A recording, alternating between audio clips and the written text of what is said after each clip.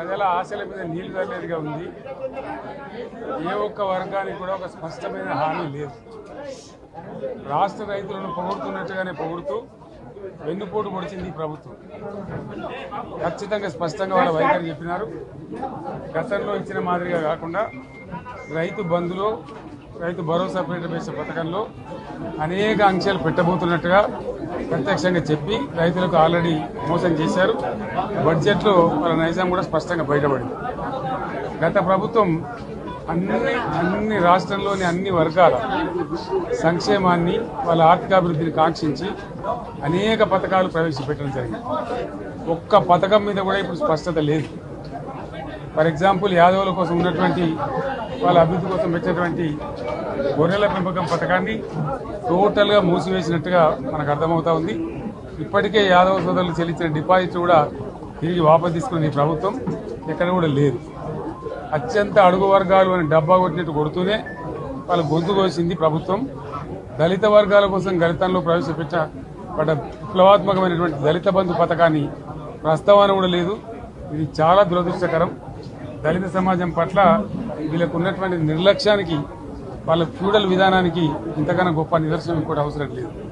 అదేవిధంగా మత్స్యకారులకు ఆ భరోసా లేదు. ఎవరికి కూడా చెప్పుకోదగ్గ భరోసా లేదు.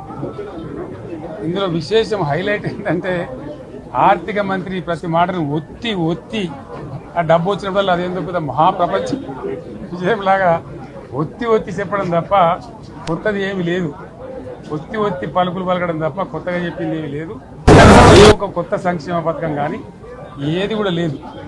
మహిళల పట్ల కూడా చాలా స్పష్టంగా చెప్పాల్సిన అవసరం ఉండే. కానీ వాళ్ళు మేము 1,00,000 కోట్లు ఇస్తాం, అన్ని రుణాలు, ఆ రుణాలు వీలేదో ఇస్తున్నట్టుగా అది ఆల్రెడీ ఉన్న స్కీమే, నథింగ్ న్యూ అబౌట్ ఇట్, ఏమి లేదు.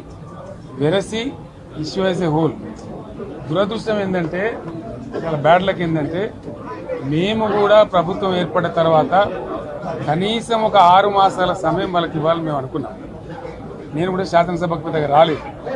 కానీ ఈరోజు బడ్జెట్ చూస్తే ఏ ఒక్క పాలసీ ఫార్ములేషన్ జరగలేదు.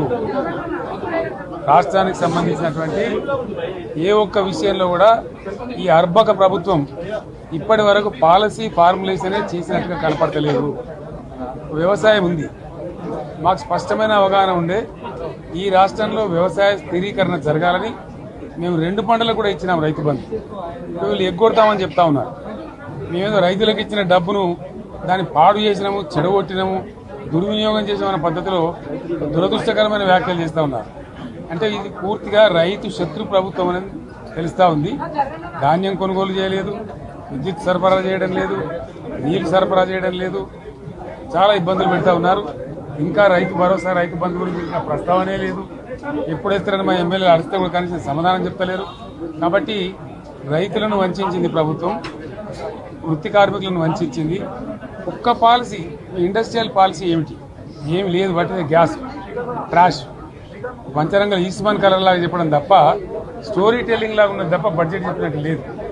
రాష్ట్రంలో వ్యవసాయ పాలసీ ఏమిటి, పారిశ్రామిక పాలసీ ఏమిటి, ఐటీ పాలసీ ఏమిటి, ఇంకా ఇతర అనేక పాలసీ, పేద వర్గాలకు సంబంధించిన పాలసీ ఏమిటి అనే దాని మీద ఏ ఒక్క దాని మీద కూడా గ్యాస్ ట్రాషే తప్ప, చిల్లర మల్లర ప్లాట్ఫామ్ స్పీచ్ లాగా ఉంది తప్ప అది బడ్జెట్ ప్రసంగం లాగా లేదు.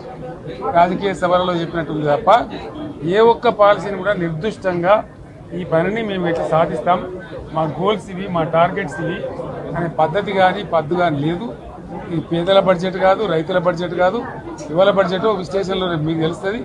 భవిష్యత్తులో బ్రహ్మాండంగా మేము దీన్నంతా కూడా చీల్చి చెండాడబోతాం. Thank you.